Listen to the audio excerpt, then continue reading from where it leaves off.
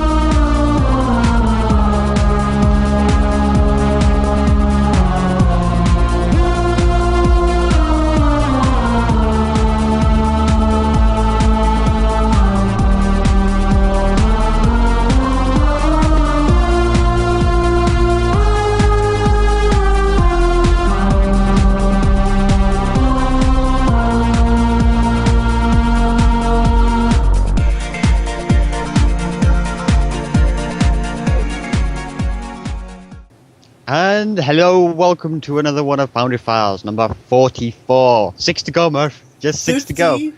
You know, we calculated this. 50, I think, if we only have 1 week off, which is coming for Thanksgiving, will be at the end of the year for our top 10. That's assuming season 8 doesn't bring the Foundry down for more than a week.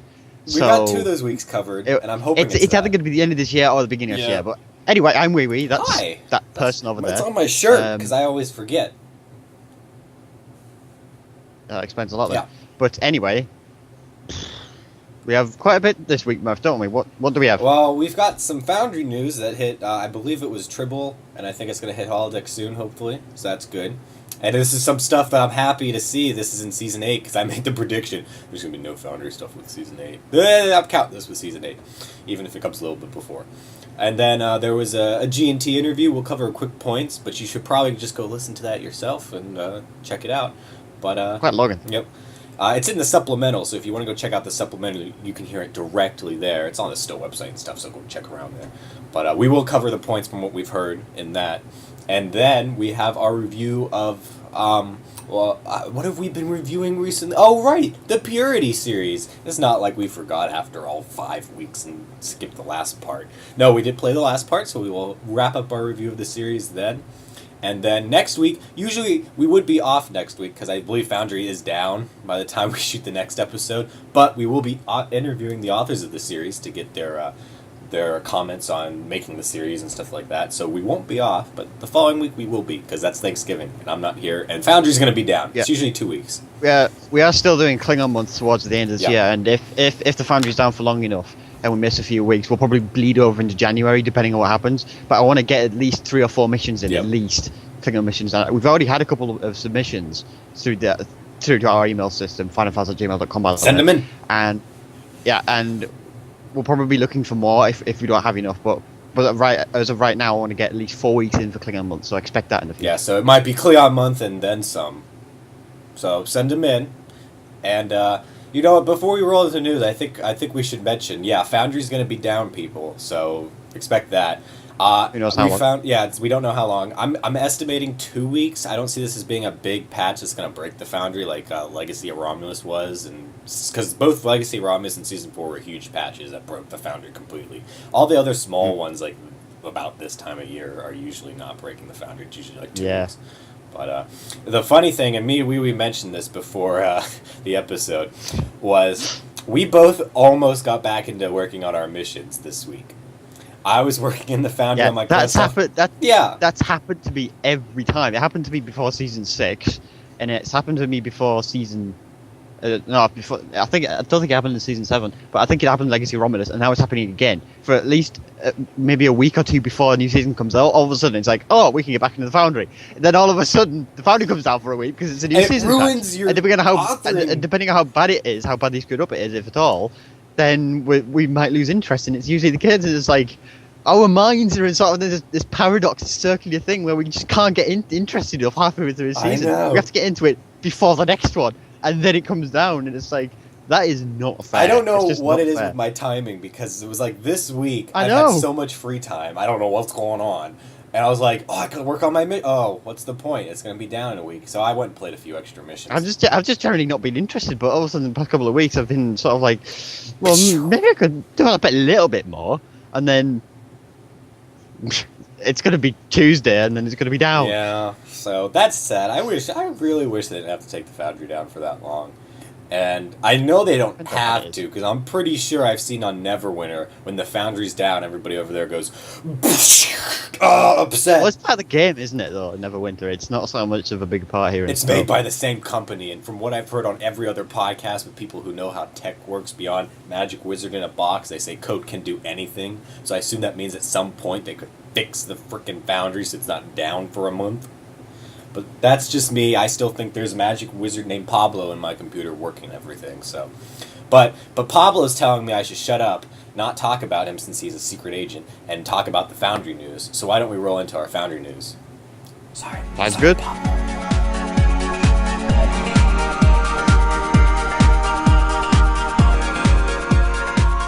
So this week we got some stuff imported over to Tribble, right? That's how you'd say it.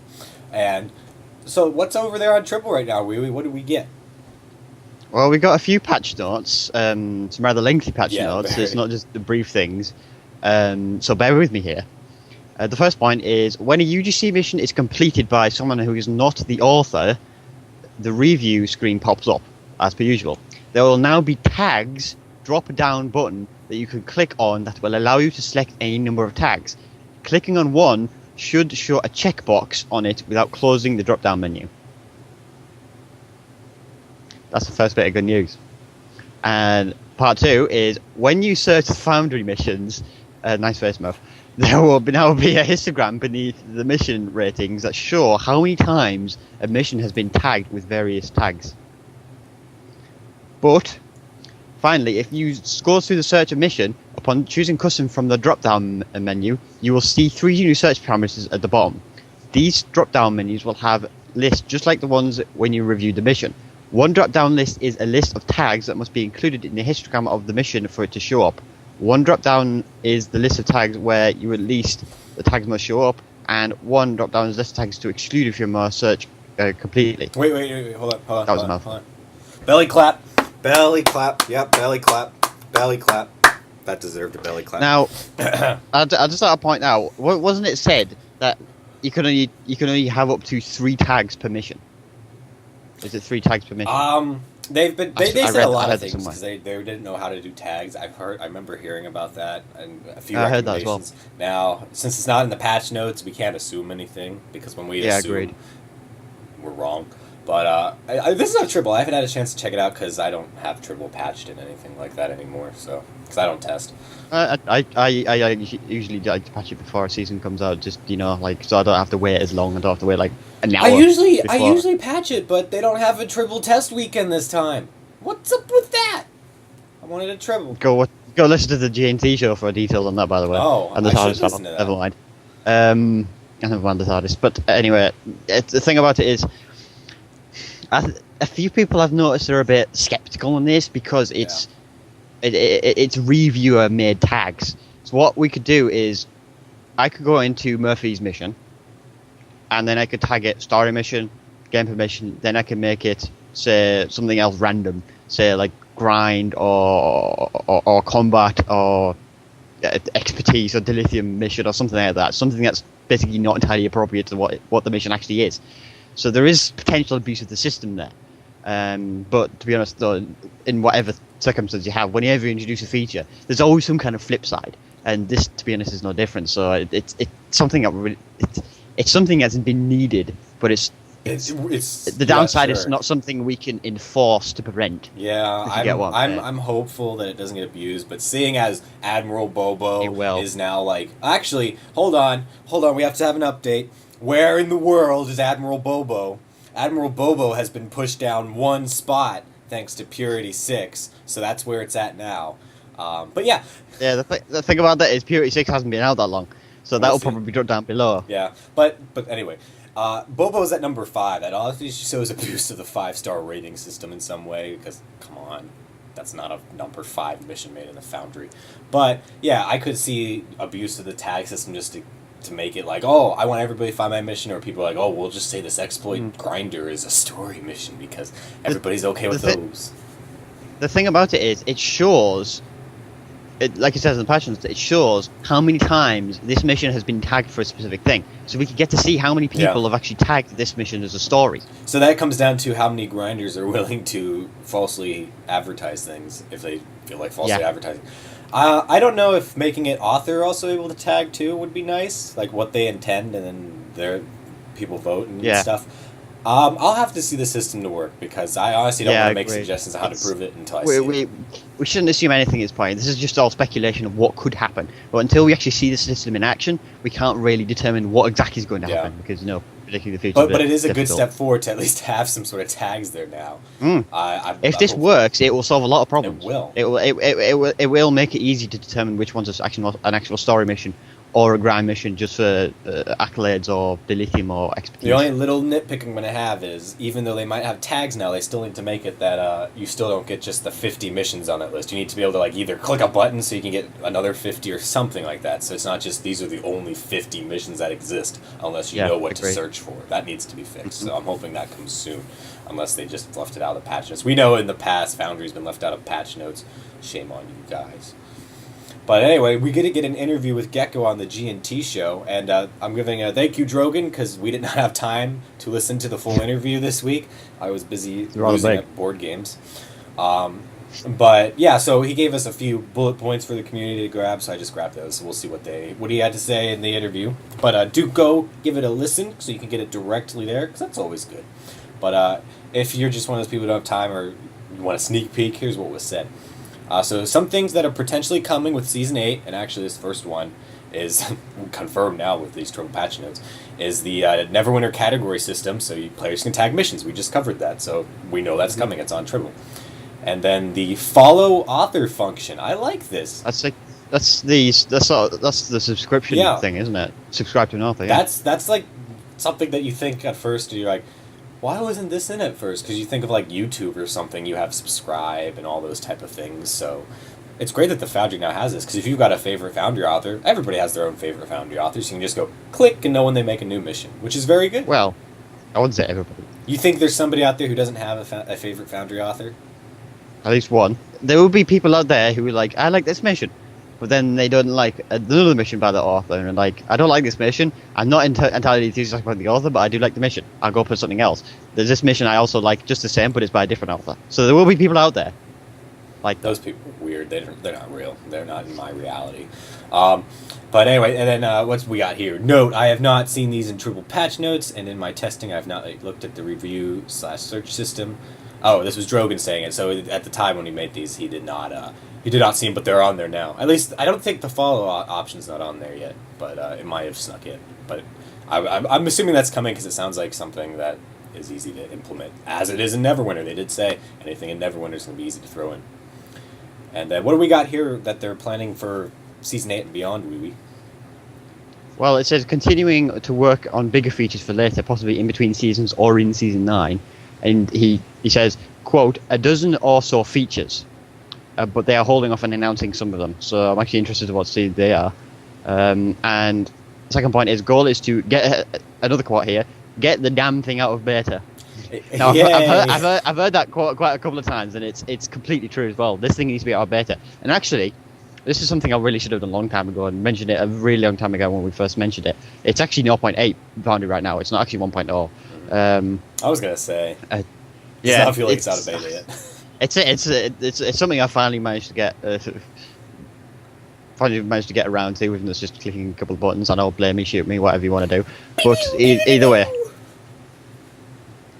way, it's it really needs to come out of beta, and whatever the features need to put this out of beta, hopefully they'll come pretty soon, because right now we're going to need some more enhancements to the Foundry to make things a lot better. And Cryptic, if you're looking for a Foundry podcast to possibly tell the world what these dozen or so features are, feel free to email us at foundryfiles@gmail.com. Just throwing that out there. But anyway, that's our news for the week. Shall we get into our review of Purity 6 of Sacrifice, wee-wee? I don't see why not. Do we need a sacrifice, though, to review it? Yeah, we need to sacrifice you. Me? Then how? Yeah. Then that's not fair. That's it. Not fair. You're right, we need somebody better.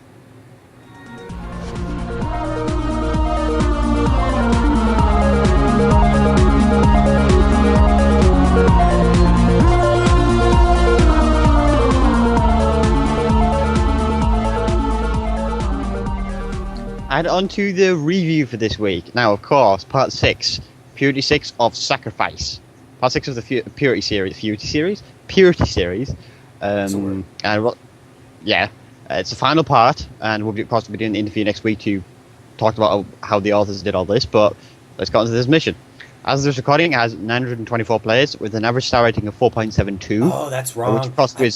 We were wrong. I checked it this morning. It's like 1,000 and something. So that statistic is wrong. You put it down there, so not my fault. But anyway, it would probably drop down a lot. I would imagine it would drop down quite a bit further because it's barely been a week since it's been released, and usually it goes down to about a 4, maybe 4.3. I don't know. The last part of a series, just from authoring several series, usually gets the highest star rating out of all of them. So we shall see. I mean, for whatever reason, they not all the time. Unless it's like really done badly, and I don't think this one was really done badly. I don't see it dropping that much. I mean, if it was a terrible mission, then it would be. Which did I just spoil it? We didn't think this was a terrible mission, and this mission sucked. We'll tell you why. Bam. Here we go. Did that save us? Do you think this is an element of surprise of what we're going to talk about? Okay. We gotta quickly move on before the audience realizes what's going on. On the run from Starfleet, it's up to you to take down the Paxtonus within Starfleet and rescue the President of the Federation. That just sounds so awesome. Right there, just like, you gotta rescue the President of the Federation. Look at Star Trek. Who did that? Kirk. That was it. So you're just now on par with Kirk. Well, Cisco kind of did it in a way. Cisco just got the President back in office. That was... No. Doesn't count. He wasn't dying. But yeah, so that already is like the most epic setup for a mission right there. We already knew that from Part 5, where we were just like, whoa! It puts you right in a situation which you have no way out of. You are condemned by your own Starfleet. Yeah, I love that. By your own Federation, who you believe is an imposter at the end of that mission. But no, obviously no proof, and it's an impossible position you find yourself in, and it's like there is no possible way out. At least you think so. So let's see. The plot was good. I think I almost gave it a 10, but I did lower it a bit. And here's why. It did feel really rushed. I enjoyed the plot a bit, but it was rushed. We did predict it was going to be a bit rushed, and definitely the ending was more like, I'm going to compare it to a Voyager ending. You look at Voyager, they get home and boom, they're done. Show's over. Bye. Later. Whereas Deep Space Nine, it was like, oh, here goes this character. Bye. Nice seeing you. Bye, this character. And it's like a half hour of that, but I loved that. I could see why maybe somebody might like the Voyager ending more, but I personally am a fan of a little more longer endings to give complete closure. This one really quickly does wrap up, and especially for something with so much going on, it did feel a bit rushed, like stuff was being jammed in quickly to wrap it up. And so that was really my only complaint. Now, it was done well, but besides the rushing, like I could see why it was rushed, and otherwise I did enjoy it. It's still good. The thing about it was there was a lot of pressure on this mission considering what the series was doing. There wasn't exactly a lot of consistency throughout the series, if I'm honest. And only really the last couple of parts, Part 4 and 5, really progressed the plot far enough in order to get into this position in the first place. And that in itself, compressing a 6-part series into basically 2-part plot elements, with obviously part 1 being just the introduction and this being the finale, it really puts a lot of pressure on here. And you would expect more of a progression throughout the series, and I've said this multiple times. A bit more consistency would have been nice, because then that would have alleviated the pressure on this mission. That wouldn't have made this mission, I wouldn't say a disappointment exactly, but I'm trying to find a way to phrase it. It's not really disappointing, disappointing, but it's prescient enough to think you would want more. Yeah, I mean, I would put it that way. It's not a disappointment. It's good, but if there was less pressure on this mission, it would have been better. Yeah, I think definitely. That's really the closest thing I can say. I really do wish like we either would have had like part 2 and 3 somehow merged together, just because we did say it was repeated. Have somebody write like another part, their part at the end, because I really did feel as we were going through it, I was like, there's a lot going on here. It definitely feels like this should have been separated into 2 different parts. Like I don't want to say where, just because that's a plot spoiler, but I did feel there was a certain point where it was like, yeah, maybe you could have added a little more to this part and then cut it here and then pick up for the last half of the mission. Something like that. I mean, but otherwise, it's still good. You're still going to enjoy the ending of this series, hopefully. Characters were very good. Lots of effort put into them to make them memorable with their own personalities and beliefs and stuff like that. So I liked it. Definitely going to remember some of these characters long time to come. How did you feel, Wee Wee?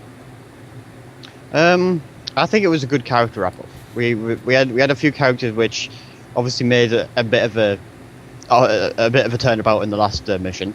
Who you thought you was your friend, and we had a number of characters that popped up in this mission, which were in previous missions. And I think that where they went and where they were going, where they ended up, it was a good bit of character progression overall. I'd say it seemed more focused on some of the more major ones, and some of the minor ones did actually have a little bit on their own. Because what was it? Was it part? I think it was part 5. The title fell off again. It was part 5. Or was it part 4 where it's the Andorian, where it was originally working for them and turns to you? That's part 4 there. That I like. Part 4, yeah. Part 4, and I think it bleeds over to part 5 as well.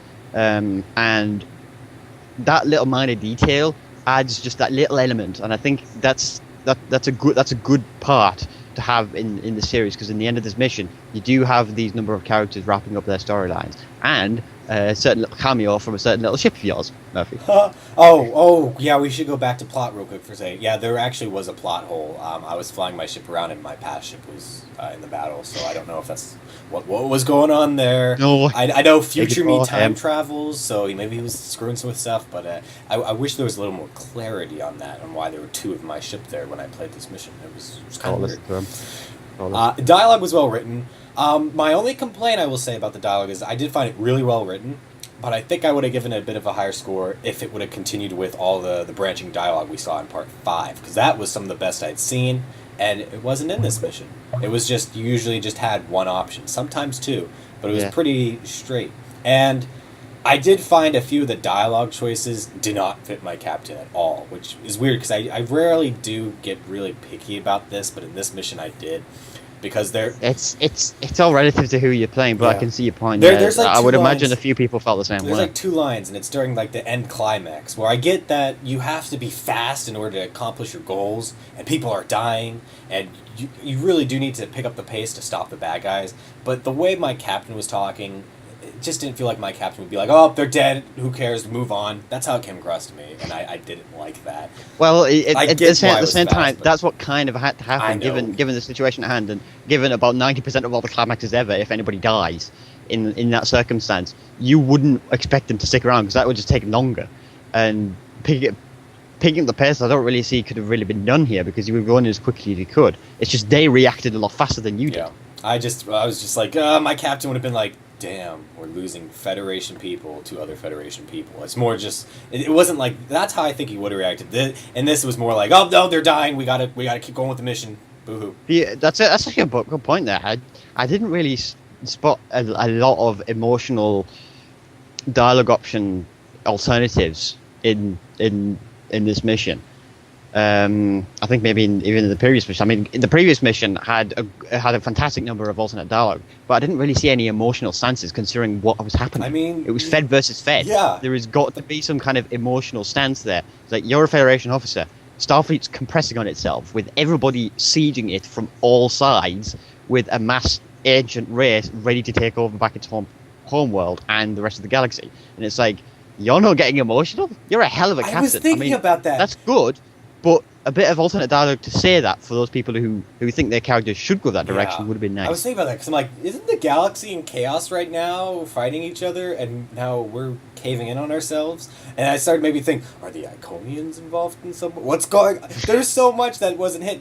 I think that was because of the pace of the mission. So, but anyway, dialogue was well written there. Good canon usage with heavy touchstone and continuation on plots from previous Star Trek episodes. No grammar and spelling. Oh no, there was one spelling error we picked up on it. Do you remember what it was? Something minor, I guess. A lot. It's more like a spelling error than a grammar, really. Yeah. It might be classed as both, but it was alive was a live instead of alive. Yeah. Something little. I mean, there's a lot of dialogue on this mission, so that didn't affect the score at all, really.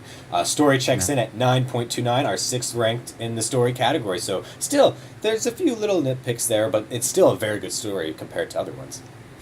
So, I was very happy to see that. And overall, I did really enjoy the story of the series. I mean, at some points it slowed down and then sped up and stuff like that. But still, it is very well written, and I don't know if this is my favorite story series out there. What was it? Forever Reaction, I still really, really enjoy. It's either between this or Forever Reaction. I'd have to really think about it. That's that 3-part epic series where it's like Fed versus Tellarites. I want Forever Reaction to continue too. I don't know if we've seen the what happened at the end of Forever Reaction addressed yet by that Foundry author. If not, this is an order from Admiral Murphy of Starfleet Command. Finish that. I need to know what happened after that. But anyway, let's move into technical for this mission that we were reviewing.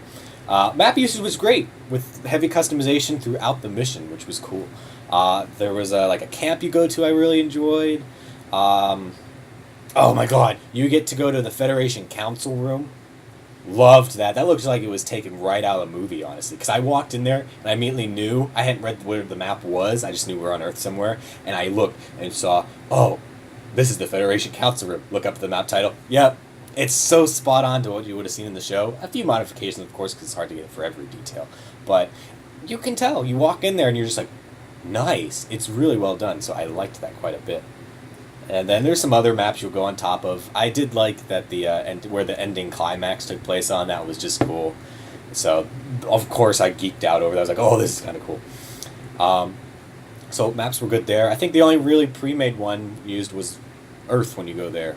And the solar system stuff. Earth had to be because it was there. I think I don't want to name the system, but there was another system you go to which was completely pre-made, which had to be because of circumstance. It was a planet. I don't want to say which one, but I'll say that. A magic planet. Magic planet. I thought the transitions were fine. There were no real pointless maps. I don't know if there were any transitions avoided, like in previous ones, but I didn't have an issue with them. I felt there was plenty to do on each of them. For me, there was maybe one or two instances. For example, that unnameable planet that I just mentioned a second ago. That all you do really there is you go up to a reach marker, you interact, you have a bit of dialogue, have a bit of combat, and run away. I don't know. I'm never picky with transitions, so that's just always a tough one. It didn't feel a whole lot in that map, and I think there might have been one and two instances, but I can't remember specifically. But that might have been the only one. Yeah. Otherwise, it was still good. It wasn't like pointless map here. What's going on? Yeah, but given the story circumstance, nothing really could have been avoided. And if anything, that map, if the limitations of the Foundry wasn't present, could have easily transitioned into the Earth map. Or something easily, or something like that. Yeah. To make it flow more, to allow better the circumstances, because it's just something that really is really nice, isn't it? And then our technique was great in the mission, with some great tricks that were used to cause stuff to happen, just like in all other ones. The technical stuff has been done brilliantly throughout the whole series. I can't think of one part where it wasn't done brilliantly. I mean, there might have been a few issues because they stepped it up, but that was the one consistent thing I like to say about the series. There was some great map usage and map environments throughout this entire series.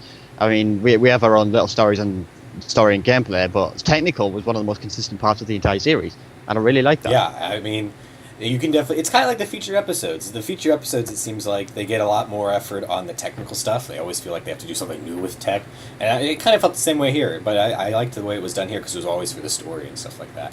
Mm-hmm. But yeah, and this one they did do some cool. There were no There are no real tech issues that I noticed, except the ending tech for this one to do the ending scene with the bad guy. That was a bit funky. I got kind of thrown off based on what was going on, because it's something you can't do in the Foundry easily. It's more like something that would be done in a cutscene, but you can't make cutscenes. I won't say what happens, but I will say you go to a place where you're like, wow, I really didn't expect to come here.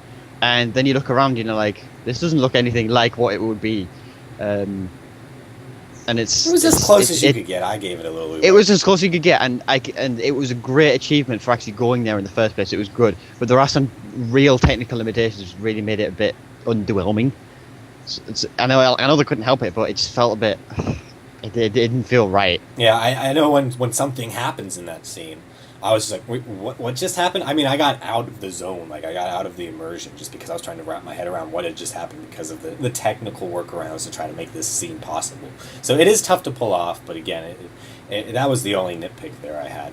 Art asset usage was great, with lots of use of the art assets to create new rooms and objects. I mean... I want to take another look around that Federation Council room. I was blown away by that. I want to see how they built that together. The creativity of this mission varied quite a bit between the two of us. I found maps very creative, stuff like that. Story elements, like going to the place you go to at the end. I was like, whoa, we're actually going to go here? Sweet! So I really liked the creativity of this mission. How did you feel, Wee? Well... like I said, the technical part was one of the most consistent part of the entire series, and I figured in this mission, well, it'll probably be the same, given how consistent it's been so far. So I wasn't particularly surprised by any of the maps and how good they were. They were good, but I wasn't particularly surprised by how good they actually were. The council room, for example, it was on the border, because it was something I didn't expect to visit, but even still, the technical achievement to make that possible, and the map we just mentioned that seemed a bit underwhelmed with, both of those I didn't expect to visit.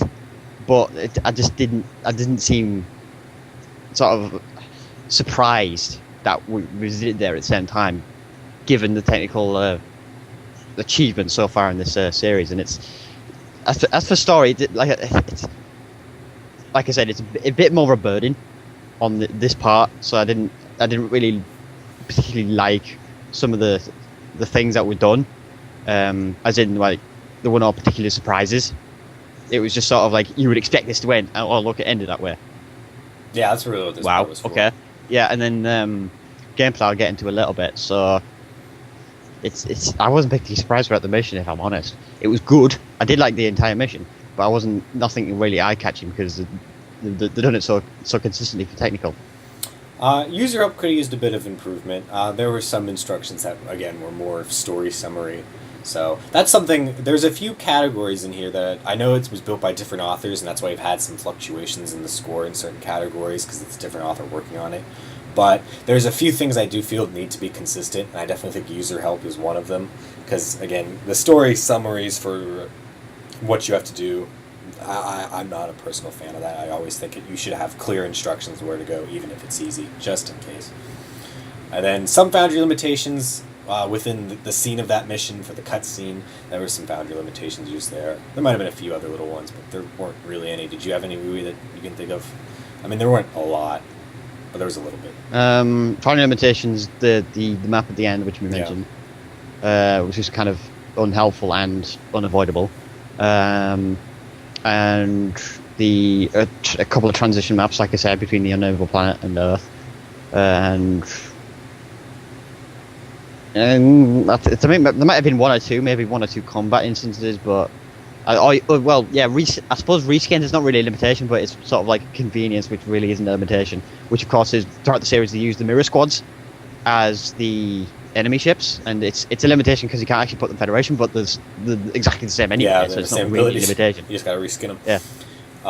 Yeah, but technical clock's in here at 7.79, tied 17th with, Period 2 of Thought. Way to tie with your own series. It tied itself. It tied with its own series. But that was something. So yeah, technical was definitely good across the board. I mean, there weren't really any major issues ever with it, I don't believe, and stuff like that. So I think that was the real wow for the series, was definitely the technical work to create some of the cool maps and transitions. Good consistency, yeah. All right, let's hear what we have to say on gameplay here for this part and then the whole series. Wee, take the lead. Well, I'll start off with space gameplay as always. Space gameplay, I have to say, was only a bit mediocre. It wasn't like the part 5, unfortunately. You've got the usual stuff in this section, but there's only minor instances of unique flair to it. And like I said, this could have made it more consistent with part 5, which had quite a bit of it, and really made it nice because you don't see it that often. And this part, I was kind of expecting some good unique flare-ups, and I was like, I would really like to see some more flare-ups because you don't see it too often, and unfortunately, it wasn't there. And maybe the 1 or 2 instances where it was, and it's like, well, that wasn't really.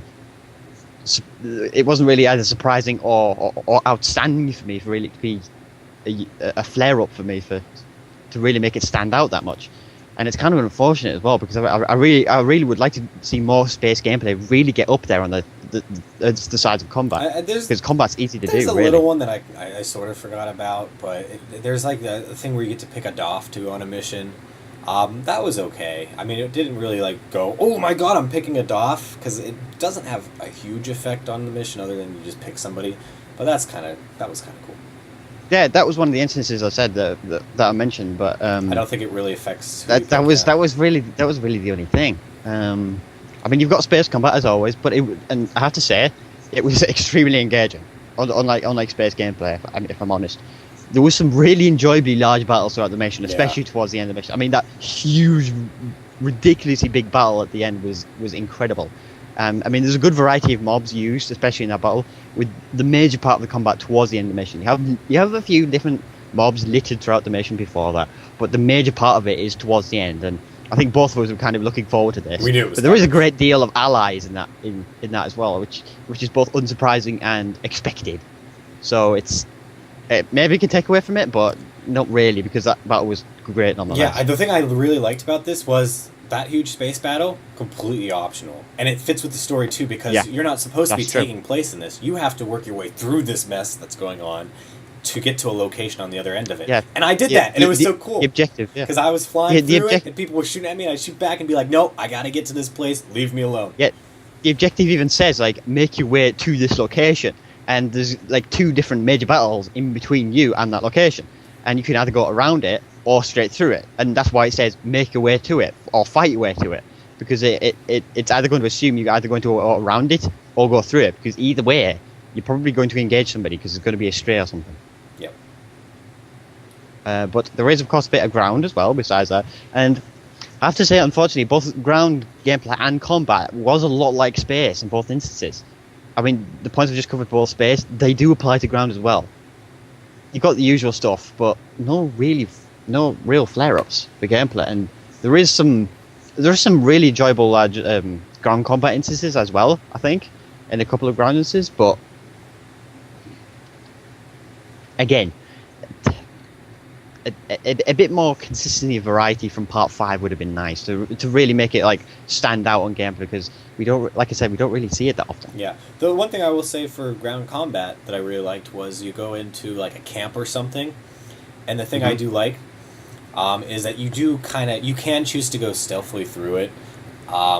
It's really difficult, I have a feeling, because I failed. I tried to stealthily go through it, and then immediately there was like a patrol mob on me, and once I eliminated that one, another one was there, and it was just like, and that actually made for an interesting ground combat experience, was when I started having mobs coming from different directions and they were swarming me. That was cool. So that's where I definitely gave some bonus to ground combat, because I was engaged in that. I wasn't just sitting here going, hit the one button as I shoot the people, boring. I actually was thinking about the combat here, which I'm finding is even more rare and rarer in these days and stuff.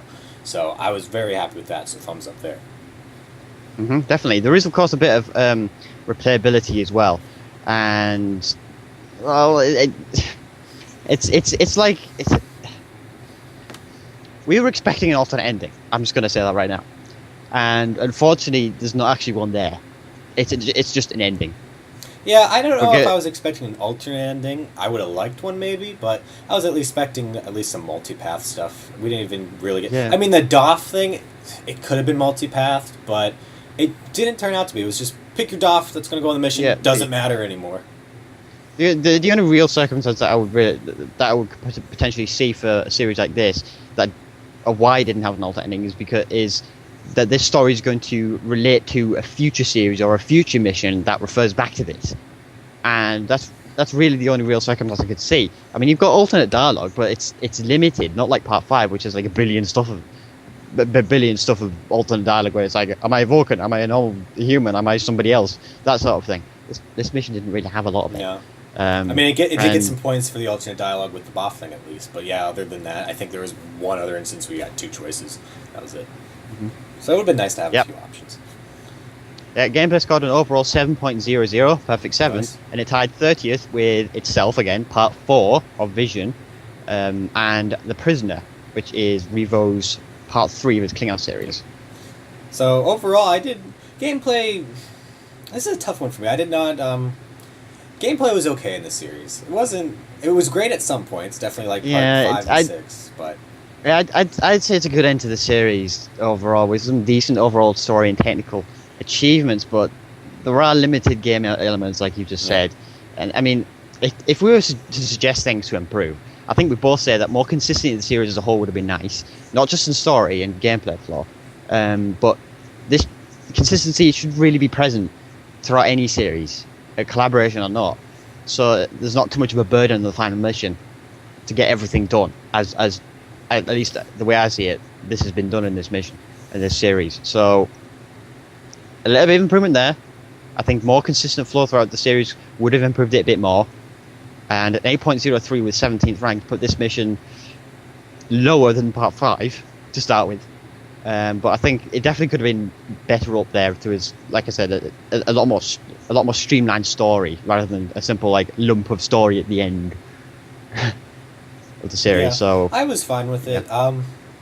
It's we saw this with Revo Series 2. His final part wasn't as epic as the massive part that led up to that. So I don't know if it's a common pattern. I mean, we've reviewed a few series on it. It might be a common pattern. The mid series maybe sort of like 2/3, 3/4 through the series. Those kind of missions around the area tend to be the better ones, because those are the ones setting up the finale, and those tend to have the most plot progressions. With maybe a few instances of maybe even Part 2 actually doing it. So it depends what the series is, and then this series is leaning towards that, because there is quite sparse story progression throughout the early series. Part 1 is a great introduction to the series, but Part 2 and 3 seem to lackluster a bit of a follow up. Yeah, I'd agree with that. I've heard some other people reviewing it too, where Part 1 was really, really good, and then they kind of, I haven't heard the latter half stuff though. But still, overall, I do find this is a very enjoyable series, so if you haven't played this, go and play it. It's definitely going to be better than dinosaurs with laser beams on their heads. Mm-hmm. Definitely. Yeah, I saw that T-Rex at the end of your Season 8 trailer. That hurt. That hurt a lot, Cryptic. It hurt. But yeah, I mean, good series overall. Definitely one I recommend to play. So go out there and play it, people. It was definitely fun, and I'm glad it did get spotlighted. So it should be easy to find for everybody. And hey, you'll get some bonus rewards and stuff, and you'll get to play some awesome story content. So get to it. If you've got some awesome story content you've been working on, send it to foundryfiles@gmail.com. I just realised it's really dark here. Wow. It's been raining off and on today, so I don't know what's going on. Maybe. Well, it's 4:20 right now in the afternoon, and of course, with it being closer to the shortest day, the sun is setting much sooner. And of course, 4:20 is a bit over normal. I think the sun actually is going to set in about the next half an hour, so it's getting really dark. So yeah, subscribe to us on YouTube. Spooky. Oh, Halloween was just like 2 weeks ago. We missed that, didn't we? So we can't do a spooky joke. Sad. But yeah, so subscribe to us on YouTube. That definitely helps with the audience size and tells us on average who's watching each week. So go ahead and subscribe over there. Leave comments. Let us know what you're thinking. You can leave those either on the comment page of where we repost this, or email us, including hateful comments about him. Yeah, you can hate on me. I'm okay with it. I have no soul. I'm ginger. It's cool. And also, if you want to listen to the show on the go, the audio-only version is over on iTunes under Stoked Radio, even though I think at this point now, it's all Foundry Files. There's not Stoked Radio over there from what I've heard. They're doing live streams, but there is a bit of an issue with actually uploading. I saw a comment from Green Dragoon where he's like, Mav, where are the Stoked episodes under Stoked Radio? It's all Foundry Files stuff now. And I explained that to him. So, Mav, over there on Parked, the Ultimate Parser podcast, you should probably post your episodes so people who missed the live stream can go watch it. That's usually good advice there, so get to it. Because people need to know their parser info. Other than that, I think that's it for the week. I mean, we've got our spaceships to play with while we wait for the Foundry to get back up.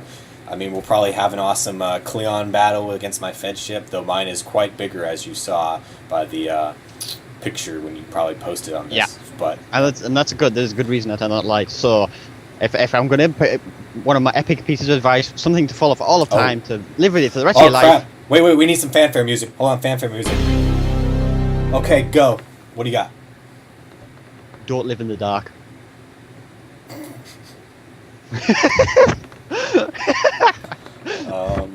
Okay, bye.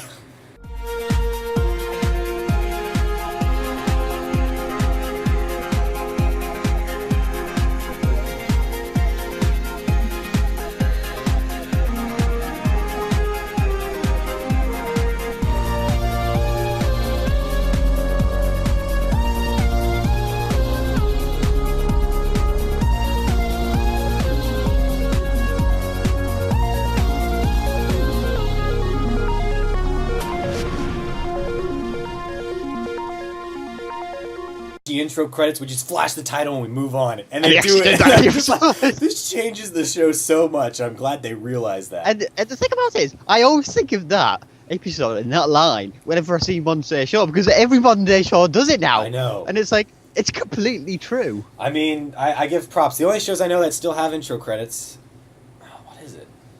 Big Bang Theory. That's it. They still kept their intro credits, and while they're short, they still have them. Doctor Who, of course. Doctor Who, as well. yeah. Why did I not count Doctor Who? The other ones, I mean, there's some other shows I still like out there, but yeah, it's just a title flash. I'm just like, no, you're ruining the art. That's why on Foundry Files, people, we have a 1-minute title sequence. So if you hate it, F you.